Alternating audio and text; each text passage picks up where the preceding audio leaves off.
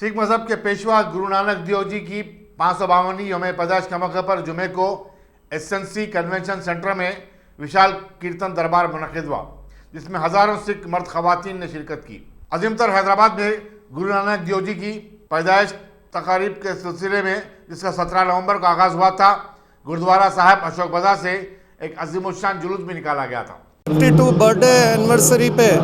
आज जो है यहाँ पर एसएनसी सेंटर में एक महान कीर्तन दरबार सजाया जा रहा है, जिसमें उच्च कोटि के वर्ल्ड रेन्यूड जो है रागी जत्था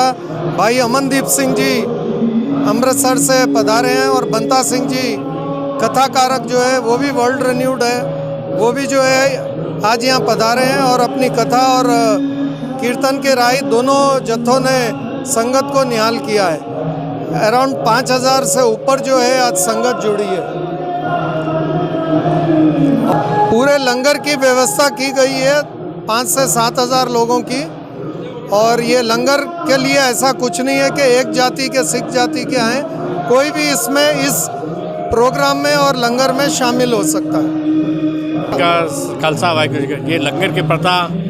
सिख कौम में कई 500 साल से तकरीबन हमारे गुरु नानक देव जी महाराज जी ने, जब उनके पिताजी ने उन्हें 20 रुपये दिए थे कि कारोबार करो बोल गए, पर उन्होंने जब रास्ते में देखा गरीब लोगों को भूखे हैं, उनके लिए उन्होंने 20 रुपये जो पिताजी ने उनके दिए थे कारोबार करने के लिए, वो लंगर के लगाने, वो प्रथा 550 साल से आज भी चलती आ रही है, आज भी और आगे भी ऊपर वाला चाहेंगे तो आगे भी चलता रहे। और ये आप देख ही रहे हो, आज भी कहीं भी पीड़ा होती है, कुछ भी दुनिया में दुख सुख होता है, सिख कौम सबसे आगे मानवता की सेवा करने के लिए आगे रहते हैं। ये आप दुनिया जानती है इसके लिए। वाहिगुरू जी की